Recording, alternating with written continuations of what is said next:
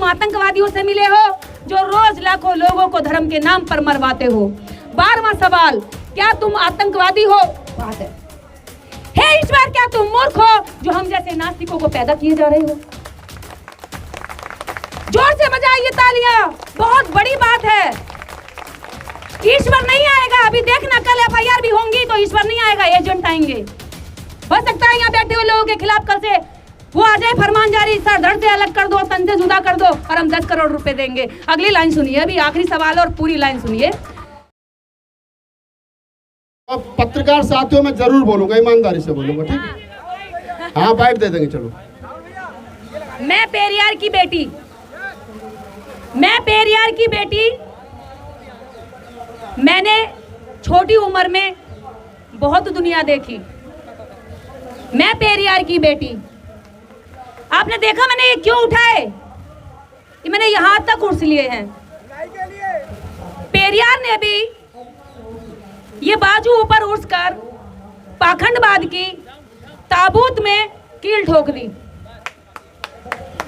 ऐसे ही एक और महान शख्सियत मान्यवर काशीराम साहब, कॉलर का कभी बटन नहीं लगा और कफ का कभी बटन उनका हो ही नहीं करता था, खुला रहता था। आज इस आंदोलन में पहुंचे ये सभी लोग अंबेडकर और पेरियार के बेटा बेटी हैं।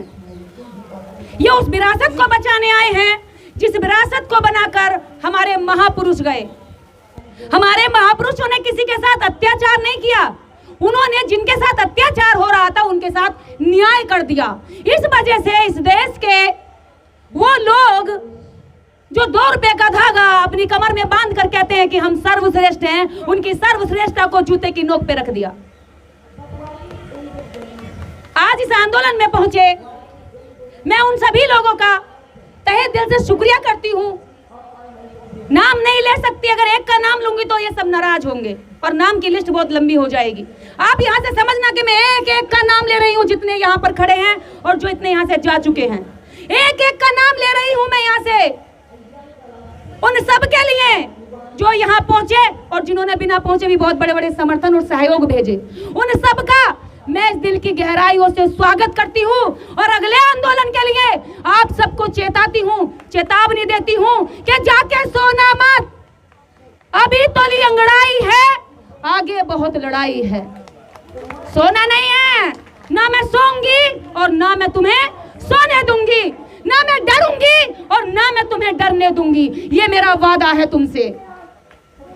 इस आंदोलन को निर्देश सिंह तुम संघर्ष करो, निर्देश सिंह तुम संघर्ष करो। Thank you.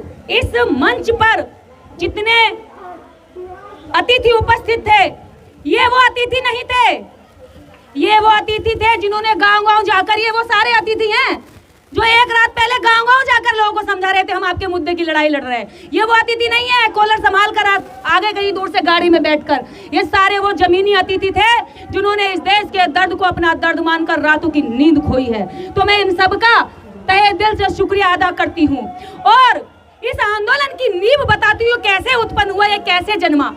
7 फरवरी 2023 को अंबेडकर भवन दिल्ली में हमने 100 पावरफुल वुमेन्स, बहुजन वुमेन्स का एक आंदोलन किया और अंबेडकर भवन में जब हमने इसका आगाज किया तो हमने वहां से ये डेट फिक्स कर दी थी कि ठीक 9 महीने बाद, फरवरी से सितंबर में ठीक 9 महीने बाद, जिस तरह एक माँ अपने बच्चे को जन्म देती है, 9 माह अपने गर्भ में धारण करती है और ठीक 9 माह बाद उसको जन्म देकर लालन पालन करती है और इस दुनिया में लाती है, वैसे ही आप इस आंदोलन को सोच रहे होंगे कि ये कल का आंदोलन है।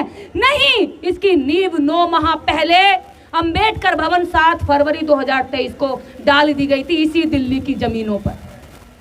आज उस आंदोलन का वो बच्चा जन्मा है आज के आंदोलन के रूप में और मुझे खुशी है कि हम सब ने अपने दर्द और पीड़ा से इस आंदोलन जैसे बच्चे को जन्म दे दिया है।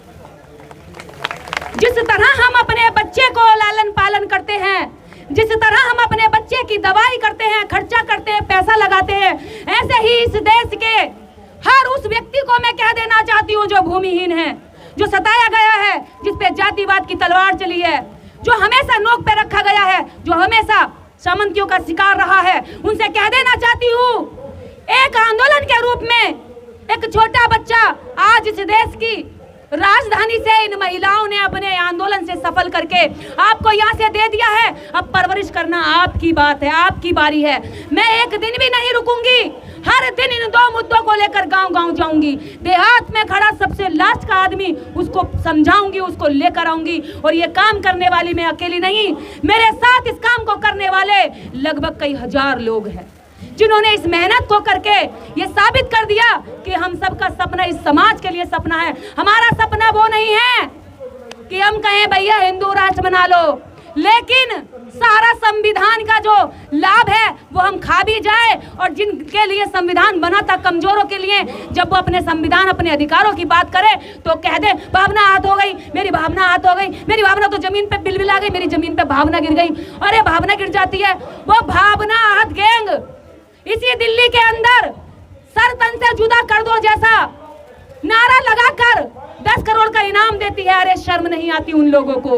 इस देश के अंदर ऐसे ऐसे नारे देकर इस देश की भाईचारा और एकता को तोड़ा जाता है। हम इस देश की एकता बनाने निकले हैं। हम इस देश के लाइन में खड़े सबसे पीछे व्यक्ति, दबे कुचले शोषित वंचित और दमित औरतों की लड़ाई लड़ने निकले हैं। अगर समाज को, देश को लगता है ये लड़ाई उनकी है तो हमारे साथ आइए, इस लड़ाई को मजबूत करिए। ये पहला आंदोलन इस देश के अंदर हमने जमीन को और शिक्षा को लेकर नहीं किया है, इससे पहले भी आंदोलन होते रहे हैं। इसके निराला जी गोरखपुर में कर रहे हैं, विद्या गौतम जी ने नूह में किया था। इन आंदोलनों को हम अब राष्ट्रीय स्तर पर मजबूत करने के लिए कमर कस चुके हैं। मैं आप सबसे अपील करूंगी कि संगठनों की लड़ाई छोड़ दो, अपने नाम की लड़ाई छोड़ दो, अपने चेहरे की लड़ाई छोड़ दो, मुद्दों की लड़ाई लड़ो। मुद्दों की, जब मुद्दों की लड़ाई लड़ोगे तो आपकी जीत हासिल होने लगेगी। केवल दुश्मन की बुराई करने से आप नहीं जीत हासिल कर सकते, आपको दुश्मन से अच्छी चीजें सीखनी भी पड़ेंगी और अपनी बुराइयां खत्म भी करनी पड़ेंगी। हमारे अंदर जो अनेकता का भाव है, हम दूसरे का महिमा मंडन कर लेते हैं, लेकिन अपने भाई के साथ भाईचारा निभाते हुए डरते हैं। हम दूसरे को हाथ पकड़ के ऊपर चढ़ा देते हैं, लेकिन अपने का हाथ पकड़ के ऊपर चढ़ाते हुए डरते हैं कहीं ये मेरे से आगे ना बढ़ जाए। नहीं, जब हम किसी को ऊपर बढ़ाते हैं तो हम भी ऊपर बढ़ते हैं। जब हम किसी को नीचे धक्का मारते हैं, हमें भी झुकना पड़ता है। जितना किसी को झुकाएंगे इतना झुकना पड़ेगा। इसलिए मैं कहती हूँ, मेरे समाज के लोगों है, मेरे समाज के वो गुमराह लोगों जो दुश्मन ने आपके बीच में इतनी दुश्मनी पैदा कर दी है, भाई भाई में नफरत पैदा कर दी है, पति पत्नी में दीवारें खिंच गई है, एक अम्बेडकरवादी है तो पत्नी मनुवादी है। ऐसे लोगों से भी कह देना चाहती हूँ, ये सरहदें काट दो। इस सरहदों को खत्म करने के लिए एक ही विचार है, बाबा साहब अम्बेडकर का लिखित संविधान, उसको पढ़ना शुरू कर दो। गीता भागवत हमने बहुत पढ़ी, इससे हमें कुछ नहीं मिला। हमारे पुरखों के शरीर पर चिथड़े होते थे, जब से संविधान आया है आज हम कॉलर ऊंचा करके अपने हाथ की ये सलवटें ऊंची करते हैं, संविधान की बदौलत है। इसको बचाने का काम करो। इस समाज की जितनी महिलाएं यहाँ आई हैं, ये महिलाएं किसी की प्रायोजित भीड़ नहीं है।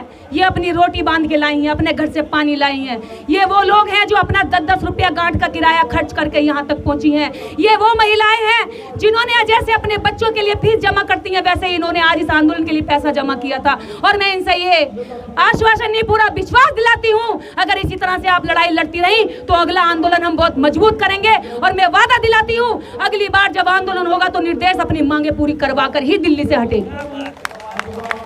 हम केवल भाषण देने या कानों को सुख पहुंचाने या दिल को सुख पहुंचाने नहीं पहुंचे हैं, हम मुद्दे को मजबूती से हासिल करने के लिए पहुंचे हैं। और ये मुद्दा हासिल तब होगा जब हम जिद्दी बनेंगे। पागलों का इलाज हो सकता है, पागलों का इलाज हो सकता है साथियों। पागल बहुत है इस देश में, पागल खाने में भेज देंगे, लेकिन जिद्दी लोगों का कोई इलाज नहीं होता। और निर्देश जिद्दी है आपके अधिकारों को दिलवाने के लिए, और ये जिद है मेरी। ये पहली बार आंदोलन ऐसा हुआ है जिसमें लगभग कई हजारों लोग जो हैं, हर किसी का कहीं ना कोई संगठन है। संगठन का घमंड छोड़कर जब लोग यहाँ बैठे हैं तो ये मुझे देखकर खुशी हो रही है। ये खुशी हो रही है कि महिला का नेतृत्व इस समाज के अंदर आप तक हमने ऐसी ऐसी औरतों का नेतृत्व स्वीकार किया, उनकी तस्वीरें लगाई घर में। जिन्होंने हमारे राजाओं को छल कपट से दारू पिला के और अपना सुंदर सुंदर वो दिखा करके उनको छल लिया और उनको हत्याएं कर दी। ऐसी औरतों को हमने देवी देवता माना। आज मेरे समाज के लोग अपने मुद्दों को, अपने देवी देवताओं को मानने के लिए यहाँ बैठे हैं। ये मेरे लिए गर्व की बात है। आप इसमें देखेंगे सावित्रीबाई फुले देश की प्रथम महिला शिक्षिका और उनके साथ फातिमा शेख जिन्होंने उनका साथ दिया, पेरियार ईवी रामास्वामी और बाबा साहेब डॉक्टर अंबेडकर को तो कौन नहीं जानता। ये लोग इस देश के वो धरोहर हैं जिन्होंने इस देश को सुधारने, संवारने, सुंदर बनाने, खूबसूरत बनाने और इस देश को विश्व स्तर पर पहचान पहुंचाने के लिए इस देश के अंदर न्यायवादी संविधान दिया। आज वो कीड़े, क्या कहूं उनको, वो बिलबिला रहे हैं क्योंकि बाबा साहब डॉक्टर अंबेडकर ने असमानता का एंटीडोट संविधान में लिख दिया। बाबा साहेब ने क्रूरता और हमारे अत्याचार, शोषण का जो एंटीडोट था वो संविधान में लिख दिया। इस वजह से वो नाराज हैं। संविधान से हमारी सुरक्षा है और हमें संविधान बचाना होगा। आखिर में मैं कहना चाहूंगी, मेरे साथ में मुख्य रूप से भूमिका निभाने वाले, जो हमेशा पर्दे के पीछे रहने वाले लोग हैं, जिन्होंने कहा है मुझे नाम मत लेना, लेकिन मैं उनको भी आभार व्यक्त करूंगी। हे मेरे साथियों, हे बहुजन समाज के वो लोगों जिन्होंने इस छोटी सी एक आम लड़की को एक फायर ब्रांड बनाने का काम किया है। मैं तुमसे वादा करती हूँ, तुम मुझे 1-1 रुपया देते रहो और वादा एक और करती हूँ, जिस दिन अपने घर से 1-1 व्यक्ति देते रहोगे मिशन के लिए, तुम्हारी हर लड़ाई में जीत के दिखा दूंगी। सिर्फ 1 व्यक्ति और 1 रुपया मुझे चाहिए। फिर देखो कि ये लड़ाई हम कहां तक लेकर जाते हैं। जिद्दी हूँ, पागल नहीं हूँ। पागलों का इलाज हो सकता है, फिर कह रही हूँ जिद्दी हूँ, पागल नहीं हूँ। पागलों का इलाज हो सकता है, पागलपन से ज्यादा ऊपर उठ चुकी हूँ। तो ये जिद है कि ये अधिकार दिलवा कर ही दम लेंगे, चाहे इसके लिए अगली बार मुझे अनिश्चितकालीन धरने पे क्यों ना बैठना पड़े, हम बैठेंगे। और मुझे विश्वास है कि आप सब लोग उसी समय ऐसे ही साथ देने के लिए आएंगे। क्या आप साथ देने के लिए आएंगे?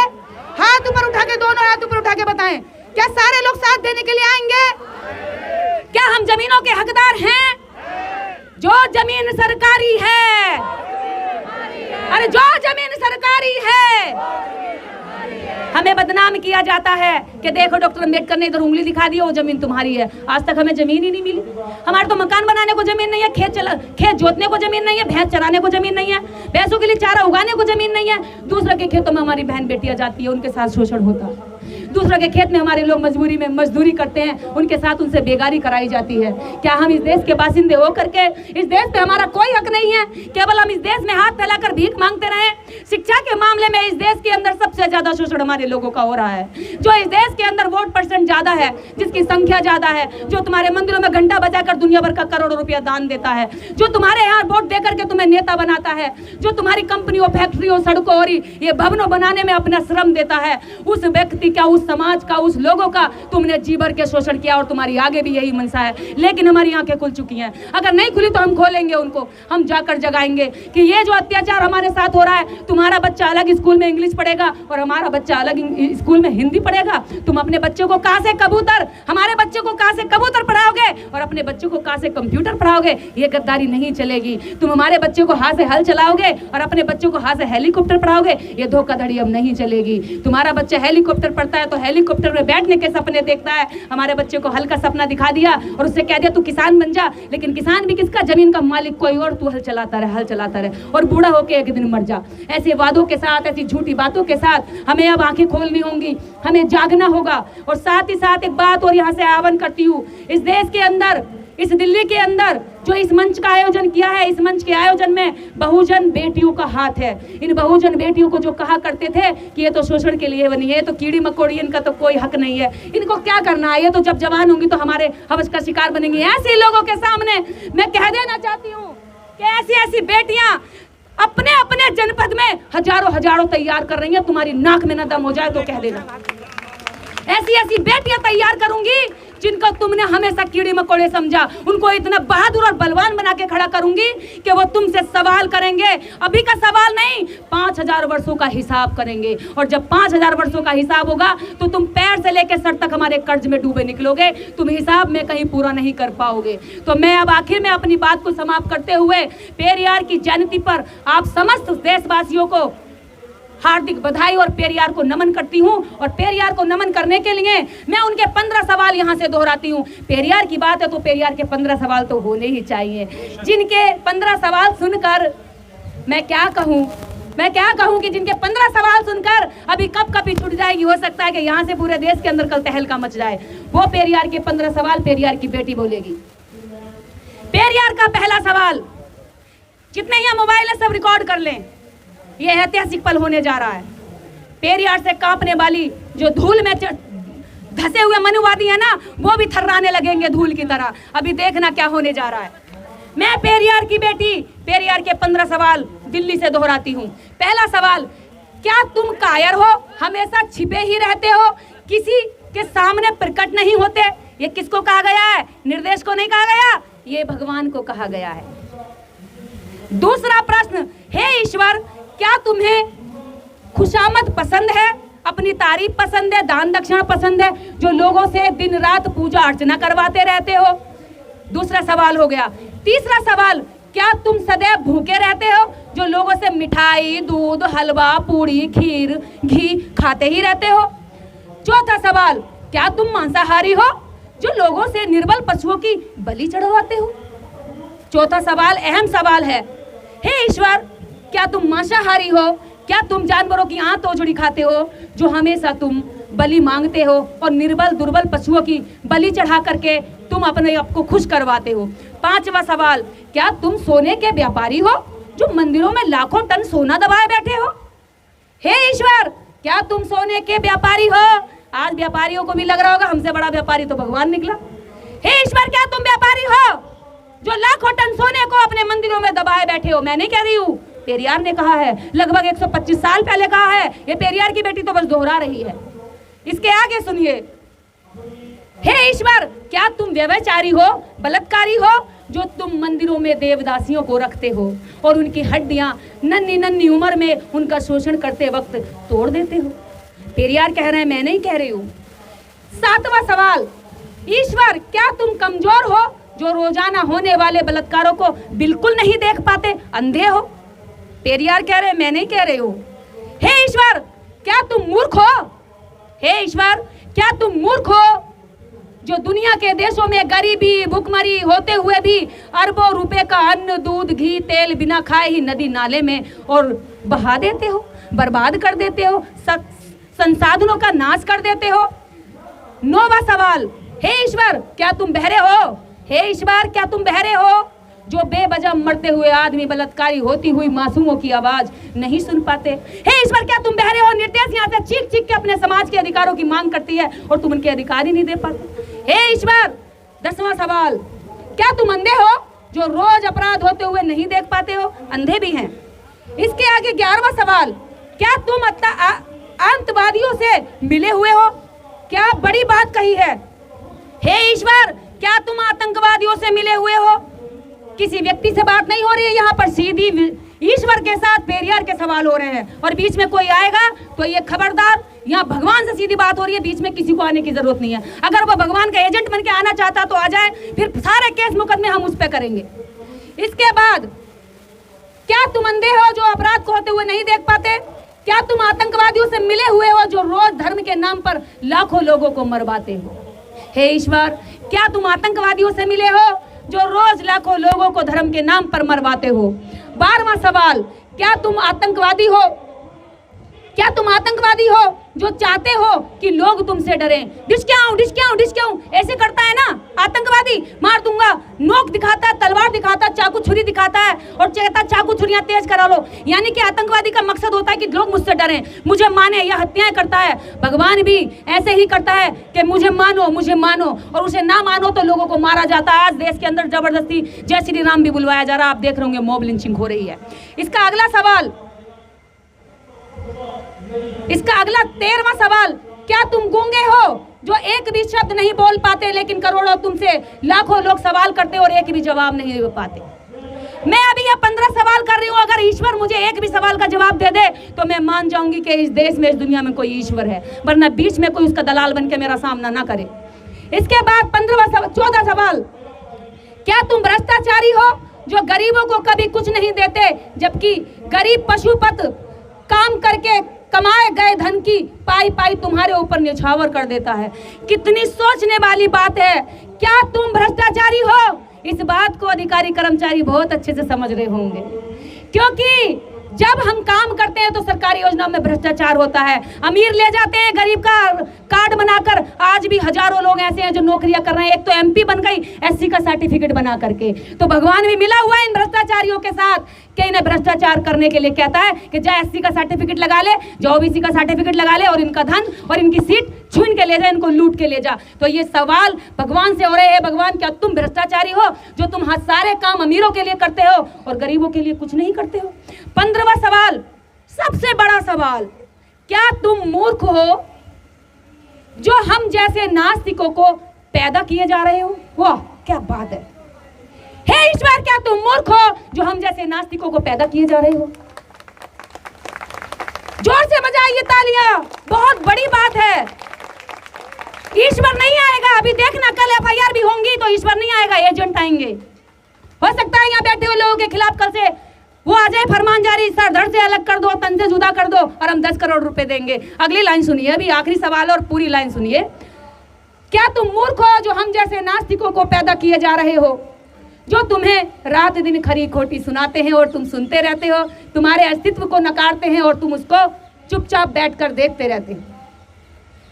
मैंने यहाँ से इतने सवाल किए, कोई तूफान नहीं आया, मुझे कोई बीमारी नहीं हुई, मुझे कोई अटैक नहीं पड़ा, मैं ठीक हूँ। यहाँ इतने लोगों ने सुना, किसी को कोई तकलीफ नहीं हुई। ये सब उसी तरह से खड़े हुए जैसे पहले खड़े थे और जोश के साथ खड़े हो गए।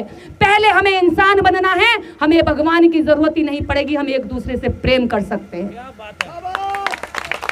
दूसरी बात, हमें कहा जाता है कि ये लोग तो नीचे रहने के लिए पैदा हुए हैं, लेकिन अगर जिस दिन इस भगवान के नाम का शोषण बंद हो गया, कि पेरियार ने एक बात और कही है, भगवान का जन्म मूर्खों ने किया है, प्रचार धूर्तों ने किया है और मंदबुद्धि लोग उसको मानने का काम करते हैं। तो अब आप देख लेना आप कौन सी लाइन में खड़े हुए हैं। इसी बातों के साथ यहाँ पर उपस्थित सभी लोगों का, मीडिया का खासकर मैं तहे दिल से शुक्रिया करती हूँ। मैं सबका नाम ले रही हूँ, समझ लेना सबका नाम ले रही हूँ मैं यहाँ से, और मैं आपका शुक्रिया अदा करती हूँ। और शुक्रिया अदा करने में यहाँ मैं प्रशासन का भी शुक्रिया अदा करूँगी कि आपने हमारे कार्यक्रम को, यहाँ प्रशासन के लोग खड़े हुए हैं उनका भी शुक्रिया अदा कि आपने हमारे प्रोग्राम की पूरी तरीके से देख रेख की और यहाँ पर किसी भी तरह का कोई ऐसा अनहोनी नहीं हुई जिसकी हम पहले से सोच कर आए थे, क्योंकि हमें पहले से कई सारे ऐसे हिंट दिए जा रहे थे, लेकिन अच्छे से हो गया।